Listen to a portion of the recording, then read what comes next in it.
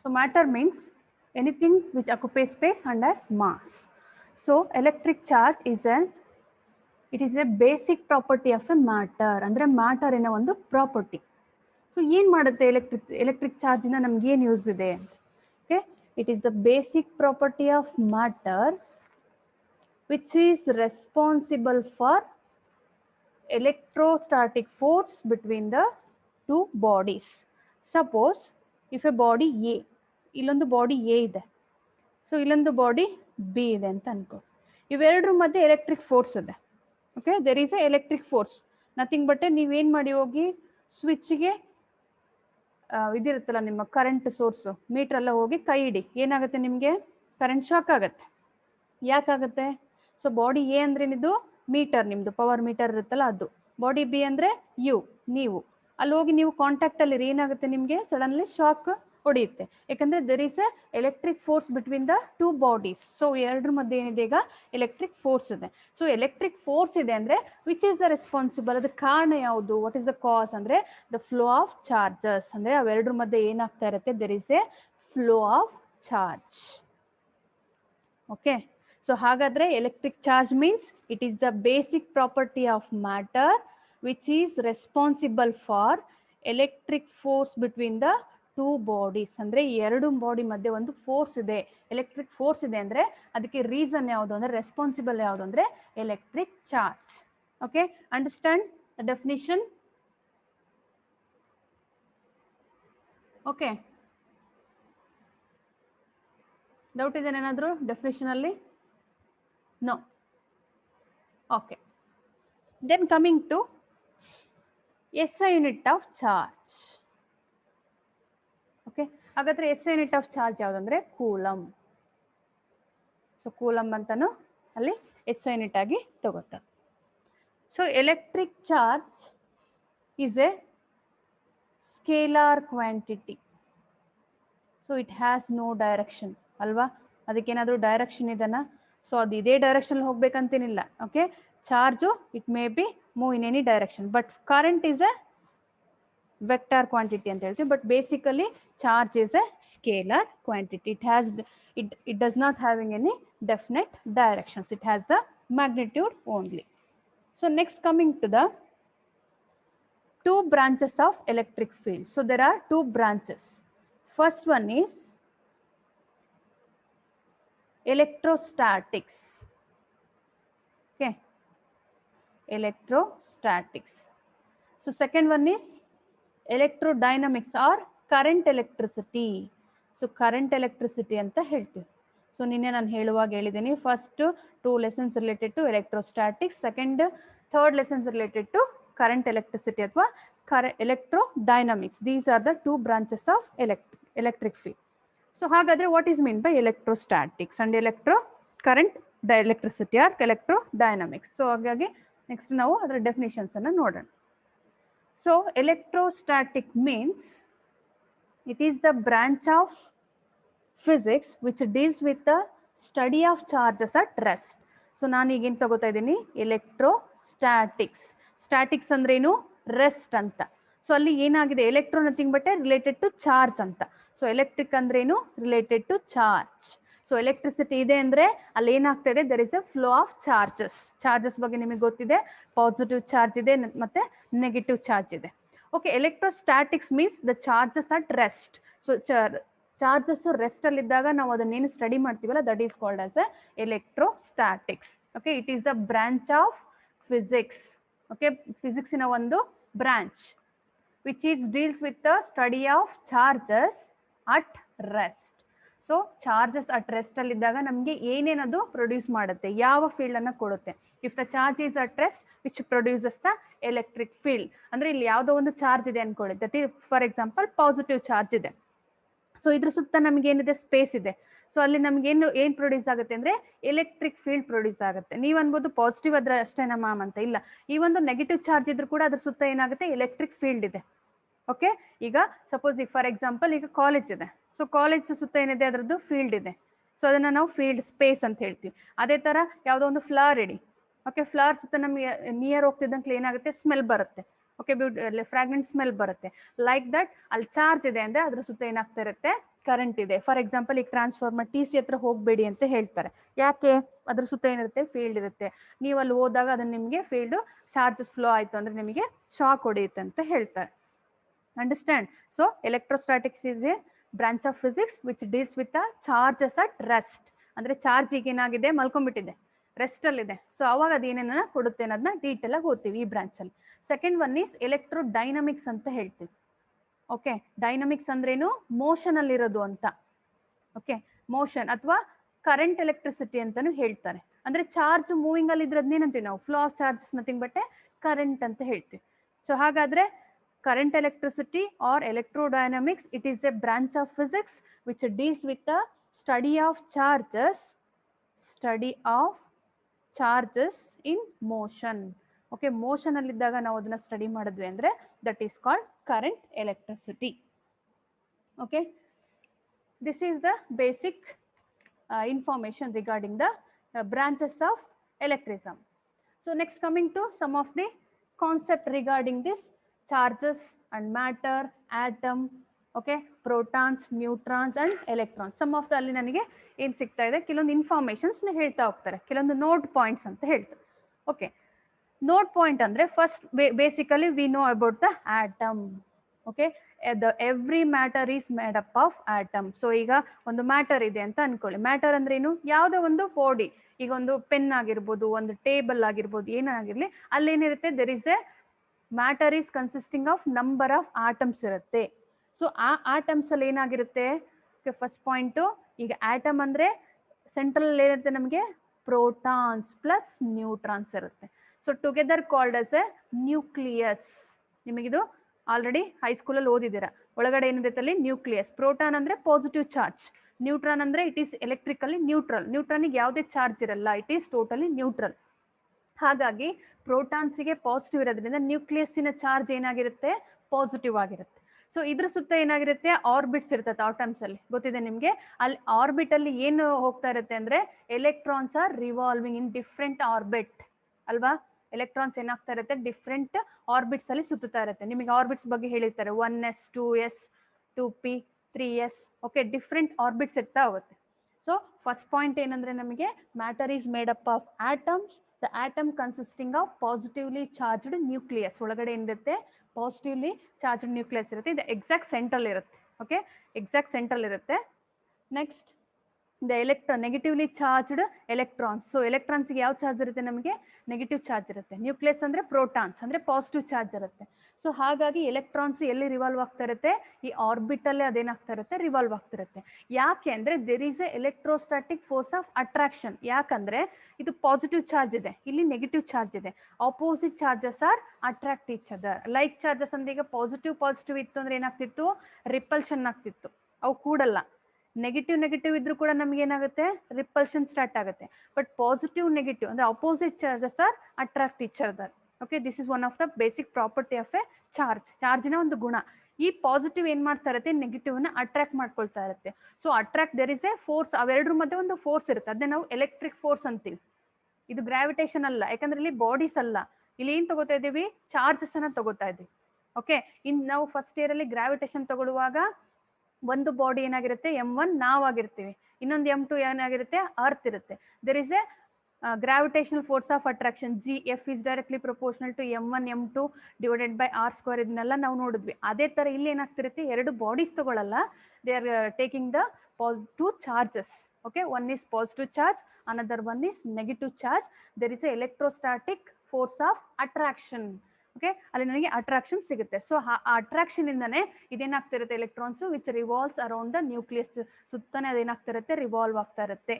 Suppose ಇದು positive ಆಗಿದ್ದೆ ಅಂದ್ರೆ ಅಲ್ಲಿ ರಿಪಲ್ಷನ್ ಆಗಿ ಎಲೆಕ್ಟ್ರಾನ್ ಬಿದ್ದ್ಬಿಡ್ತಿತ್ತು. ಬಟ್ ಎಲೆಕ್ಟ್ರಾನ್ ನೆಗೆಟಿವ್ ಚಾರ್ಜ್ ಇರೋದ್ರಿಂದ it is attracted. Okay, this is the first point. Okay, first point ಅಲ್ಲಿ ನಾವು ಏನ್ ಹೇಳ್ತಾ ಹೋಗ್ತಿದೀವಿ? Atom consisting of positively charged called nucleus. So electrons are negatively charged. These electrons are revolves around the nucleus in an orbit, in different orbits anta ಹೇಳಿ. So next note point is the nucleus consisting of protons plus neutrons. ನಾನು ಆಗ್ಲೇ ಹೇಳ್ದಂಗೆ nucleus ಒಳಗಡೆ ಏನಿರುತ್ತೆ? Protons ಇರುತ್ತೆ ಮತ್ತೆ neutrons ಇರುತ್ತೆ. ಎರಡನ್ನೂ ನಾನು ಸೇರಿ ಏನಂತ ಹೇಳ್ತೀವಿ? ನ್ಯೂಕ್ಲಿಯಾನ್ಸ್ ಅಂತ ಹೇಳ್ತೀವಿ. Okay, both together called as a nucleons. Nucleons andre it is not related to single. Okay, it consisting of both protons as well as the neutrons together collectively called as a nucleons anta ಹೇಳ್ತೀವಿ. Okay, this is the second point. Third point ಏನಂದ್ರೆ mass of the proton. Okay, ಹಾಗಾದ್ರೆ what is the mass of the proton? ಪ್ರೋಟಾನಿಗೂ mass ಇದೆ, so that is denoted by the letter MP, mass of the proton. So ನಿಮಗೆ ಮುಂದೆ ತುಂಬಾ ಬೇಕಾಗುತ್ತೆ information, so ಅದಕ್ಕೋಸ್ಕರ ನಾನು ಹೇಳ್ತಾ ಇರೋದು. So mass of the proton is 1.673 into 10 to the power of -27 kg. So ನಿಮಗೆ ಇದು ಎಲ್ಲಿ ಹೆಲ್ಪ್ ಆಗುತ್ತೆ ಅಂದ್ರೆ in the case of problems, solving the problems ಅಲ್ಲಿ ನಿಮಗೆ ಹೆಲ್ಪ್ ಆಗುತ್ತೆ. So next one is mass of the neutron, Mn. Same, mass of the neutron. So mass of the neutron is 1.675 into 10 to the power of -27 kg. Nodi almost same. 7.3 ideli 7.5. Mass of the proton is equal to mass of the neutron. Next, mass of the electron. Next yavadu? Mass of the electron. ನೆನ್ಪಿಟ್ಕೊಳ್ಳಿ, ಪ್ರೋಟಾನ್ಗೆ positive charge, neutron ಅಂದ್ರೆ it is electrically neutral, there is no charge ಇರಲ್ಲ ಅದಕ್ಕೆ. Electron ಅಂದ್ರೆ negatively charge. So electron ಇಂದು mass ಎಷ್ಟು ಅಂದ್ರೆ 9.1 into 10 to the power of -31 kg. So ನಿಮಗೆ ಇದು ಇನ್ಫಾರ್ಮೇಶನ್ ವೆರಿ ಇಂಪಾರ್ಟೆಂಟ್, ಬೇಕಾದ್ರೆ ಸ್ಕ್ರೀನ್ ಶಾಟ್ ತಕೊಳ್ಳಿ, ಪ್ರಾಬ್ಲಮ್ ಇಲ್ಲ. Okay, understand? ಅರ್ಥ ಆಗ್ತಿದೆನಾ ಇಲ್ವೋ? Understand what I am going to tell? Anybody? ನಿದ್ದೆ ಮಾಡ್ತಿದ್ದಾರಪ್ಪ? Okay okay okay.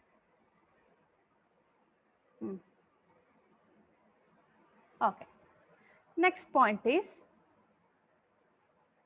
Coming to, wait a moment.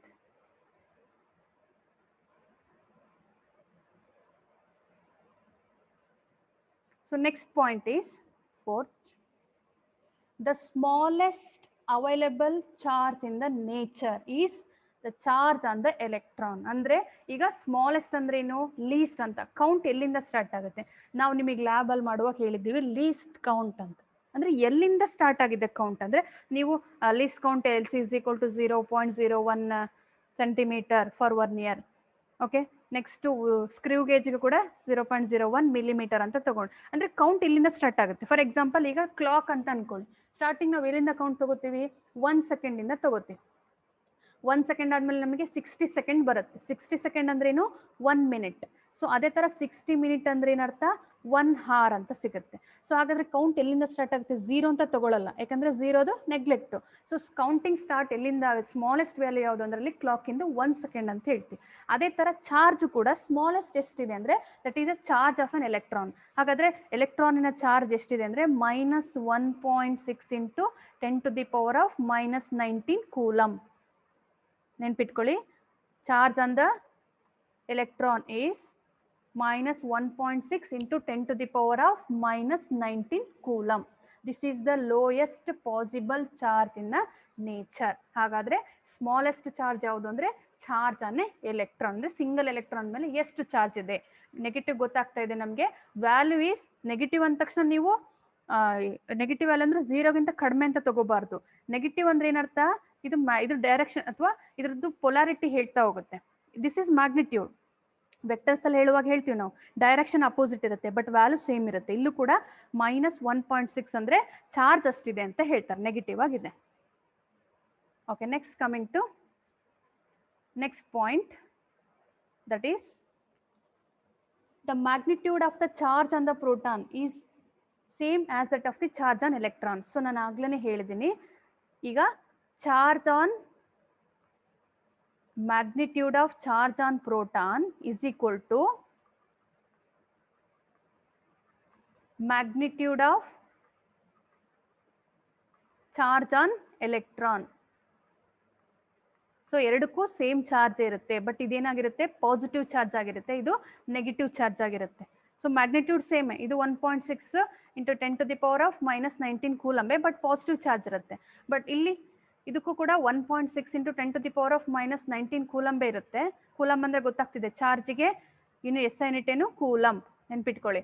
ಇದು ವ್ಯಾಲ್ಯೂ ಸೇಮ್, ಇದ್ರದ್ದು ಪ್ರೋಟಾನ್ 1.6, ಎಲೆಕ್ಟ್ರಾನ್ 1.6, ಬಟ್ ಚಾರ್ಜಸ್ ಏನಾಗಿರುತ್ತೆ, ಇದಕ್ಕೆ ಪಾಸಿಟಿವ್ ಚಾರ್ಜ್ ಇರುತ್ತೆ, ಇದಕ್ಕೆ ನೆಗೆಟಿವ್ ಚಾರ್ಜ್ ಆಗಿರುತ್ತೆ. ಸೊ ಅದಕ್ಕೆ ನಾವು we are taking as a magnitude of the charge on proton is equal to, same ಅಂದ್ರೇನು, is equal to magnitude of charge on the electron. Both are having same charges but different charges.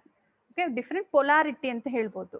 Direction ಅಂತ ಹೇಳಕ್ಕಾಗಲ್ಲ, polarity ಅಂತ. Polarity ಅಂದ್ರೆ ಏನು, ಒಂದು positive ಇರುತ್ತೆ, ಒಂದು negative ಇರುತ್ತೆ ಅಂತ ಹೇಳ್ತಾ ಹೋಗ್ಬೋದು. Next, coming to next point. In an atom, number of electrons is equal to number of the protons, and hence atom is to be electrically neutral. So ಎಷ್ಟು ನಂಬರ್ ಆಫ್ ಎಲೆಕ್ಟ್ರಾನ್ಸ್ ಇರುತ್ತೋ ಒಂದು atom ಅಲ್ಲಿ, ಅಷ್ಟೇ number of ಏನಾಗಿರುತ್ತೆ, number of protons. Both are having the same number. ಈಗ ಒಂದು atom ಇದೆ ಅಂದ್ರೆ ಅಲ್ಲಿ ಎಷ್ಟು ಪ್ರೋಟಾನ್ಸ್ ಇರುತ್ತೋ, ಓಕೆ, ಎಷ್ಟು ಪ್ರೋಟಾನ್ಸ್ ಇರುತ್ತೋ ಅಷ್ಟು ಎಲೆಕ್ಟ್ರಾನ್ಸ್ ನಮಗೆ ಸಿಗ್ತಾ ಹೋಗುತ್ತೆ. Okay, the number of electrons is equal to number of the protons. Protons ಅಂದ್ರೆ ಪಾಸಿಟಿವ್, ಎಲೆಕ್ಟ್ರಾನ್ಸ್ ಅಂದ್ರೆ negative.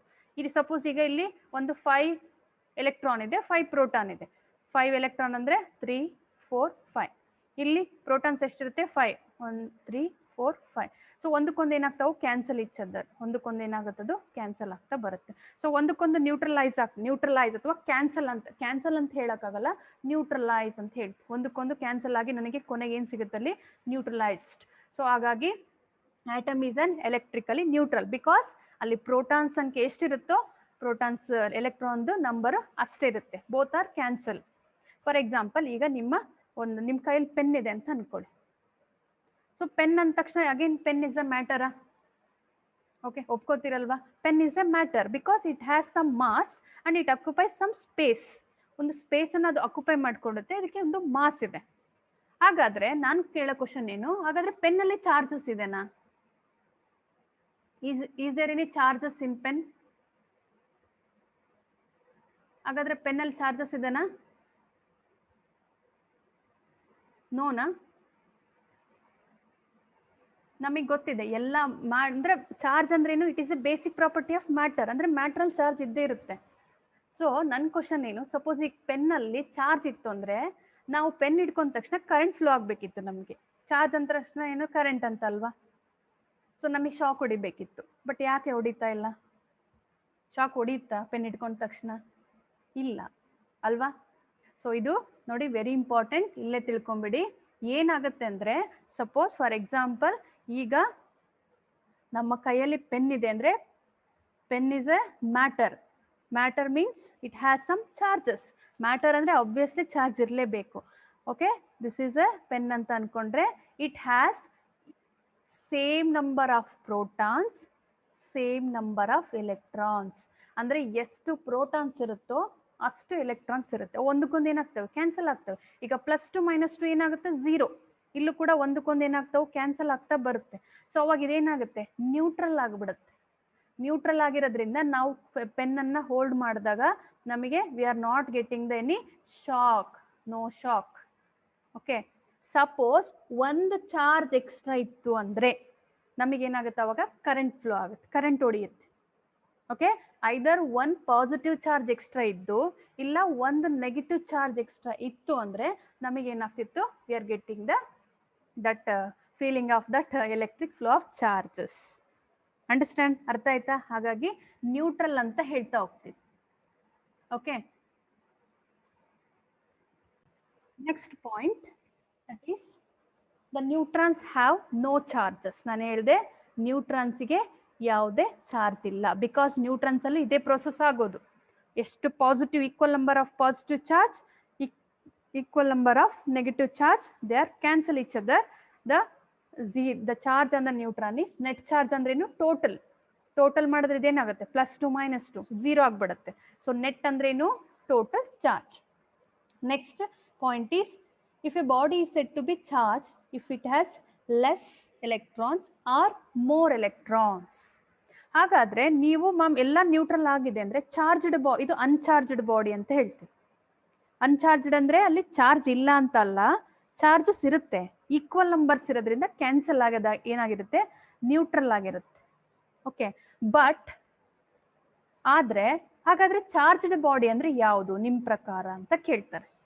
Okay, either it are having the ಅದಕ್ಕೆ ಕಡಿಮೆ ಎಲೆಕ್ಟ್ರಾನ್ಸ್ ಇದ್ದು ಅಥವಾ ಜಾಸ್ತಿ ಎಲೆಕ್ಟ್ರಾನ್ಸ್ ಇದ್ದ ನಾವು ಚಾರ್ಜ್ಡ್ ಬಾಡಿ ಅಂತ. ಫಾರ್ ಎಕ್ಸಾಂಪಲ್ ಈಗ HCl ಅಂತ ಕೇಳಿದ್ರಲ್ಲ, ಹೈಡ್ರೋಕ್ಲೋರಿಕ್ ಆಸಿಡ್, ಇಲ್ಲಿ ಏನಾಗುತ್ತೆ, hydrogen it will donate some electrons, it becomes positive charge ಅಲ್ವಾ. ಇದೇನ್ ಮಾಡುತ್ತೆ, ಹೈಡ್ರೋಜನ್ ಸ್ವಲ್ಪ ಒಂದು ಎಲೆಕ್ಟ್ರಾನ್ ಅನ್ನ ಡೊನೇಟ್ ಮಾಡ್ಬಿಡುತ್ತೆ. ಅದು ಹಾಗಾಗಿ ಡೊನೇಟ್ ಮಾಡೋದ್ರಿಂದ ಅಲ್ಲಿ ಡಿಫಿಷಿಯನ್ಸಿ ಆಫ್ ಎಲೆಕ್ಟ್ರಾನ್ ಅಂದ್ರೆ ಎಲೆಕ್ಟ್ರಾನ್ ಕಡಿಮೆ ಆಗುತ್ತೆ, ಲೆಸ್ ಆಗುತ್ತೆ. ಸೊ ಎಲೆಕ್ಟ್ರಾನ್ ಕಡಿಮೆ ಆಯ್ತು, ಯಾವುದೇ body if any body donate some electrons it becomes positive charge. Similarly if any body it gains some electrons it becomes negative charge. ಅಂದ್ರೆ ಇಲ್ಲಿ ನಮಗೆ ಏನಾಗಿರುತ್ತೆ, ಎಲೆಕ್ಟ್ರಾನ್ಸ್ ಮೋರ್ ಇರುತ್ತೆ, ಇಲ್ಲಿ ಕಡಿಮೆ ಇರುತ್ತೆ. ಅರ್ಥ ಆಯ್ತು? ಸೊ ಇದನ್ನ ಅವಾಗ ಬಾಡಿ ಪಾಸಿಟಿವ್ ಚಾರ್ಜ್ ಬರುತ್ತೆ, ಗೇನ್ ಮಾಡ್ಕೊಂತು ಅದಕ್ಕೆ ಅಂದ್ರೆ ಅಲ್ಲಿ ನೆಗೆಟಿವ್ ಚಾರ್ಜ್ ಸಿಗ್ತಾ ಹೋಗುತ್ತೆ ನಮಗೆ. ಅಂಡರ್ಸ್ಟ್ಯಾಂಡ್?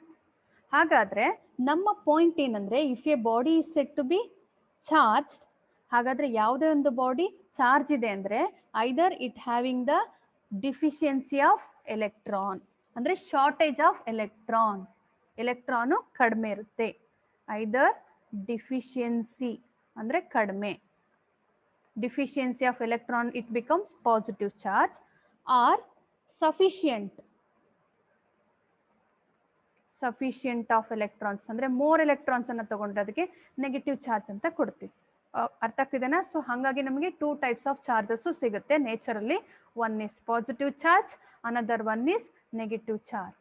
ಈಗ ನನಗೆ ಪಾಸಿಟಿವ್ ಚಾರ್ಜ್ ಬೇಕು ಅಂತಂದ್ರೆ ನಾನು ಈ HCl ಇಂದ ಏನ್ ಮಾಡ್ಬೇಕು, ಎಲೆಕ್ಟ್ರಾನ್ಸ್ ಅನ್ನ ತೆಗಿಬೇಕು. ಎಲೆಕ್ಟ್ರಾನ್ಸ್ ತೆಗಿತು ಅಂದ್ರೆ ಹೈಡ್ರೋಜನ್ ಎಲೆಕ್ಟ್ರಾನ್ ಬಿಟ್ಕೊಡುತ್ತೆ, so it becomes positive charge. Chlorine it gains the electrons, it becomes negative charge ಅಂತ. ಓಕೆ, ನಮ್ಮ ಲೈಫಿಗೆ ಹೇಳ್ತಾ ಹೋಗ್ಬೇಕು ಅಂದ್ರೆ ಪಾಸಿಟಿವ್ ಯಾವಾಗ ಆಗ್ತೀವಿ ನಾವು, we are donating something. Okay, ನಮಗೆ ನಾವೇನ್ ಮಾಡಬೇಕು, ಬಡವರಿಗೆ ಏನಾದ್ರೂ ಒಂದು ಡೊನೇಟ್ ಮಾಡಿದಾಗ, ಎಲೆಕ್ಟ್ರಾನ್ಸ್ ಅಂತ ಹೇಳ್ತೀವಲ್ಲ, ಓಕೆ, ನಾವೇನ್ ಮಾಡ್ತಿದ್ದೀವಿ, ಸಮ್ ಅಮೌಂಟ್ ಅಥವಾ ಏನಾದ್ರೂ ನಮ್ಗೆ ಕೈಲಾದಷ್ಟು ಹೆಲ್ಪ್ ಅನ್ನ ಡೊನೇಟ್ ಮಾಡಿದ್ರೆ ವಿ ಬಿಕಮ್ ಪಾಸಿಟಿವ್. ಆವಾಗ ನಾವು ಪಾಸಿಟಿವ್ ಆಗ್ತೀವಿ, ನಮಗೆ ಪಾಸಿಟಿವ್ ವೈಬ್ರೇಷನ್ಸ್ ಬರ್ತಾ ಹೋಗುತ್ತೆ, ಏನೋ ಒಂದು ಸ್ಯಾಟಿಸ್ಫ್ಯಾಕ್ಷನ್ ಇರುತ್ತೆ. ಸೊ ಡೊನೇಟ್ ಮಾಡಿದಾಗ ನಮ್ಗೆ ಯಾವ ಚಾರ್ಜ್ ಬರುತ್ತೆ, ಪಾಸಿಟಿವ್. ಎಕ್ಸೆಪ್ಟ್ ಮಾಡ್ಕೊಂಡಾಗ ಅವ್ರಿಗೆ ಯಾವ ಚಾರ್ಜ್ ಬರುತ್ತೆ, ನೆಗೆಟಿವ್ ಚಾರ್ಜ್. ಹಾಗಾದ್ರೆ you should become either positive or negative. Electro positive or negative? Negative. Sonal, what is this?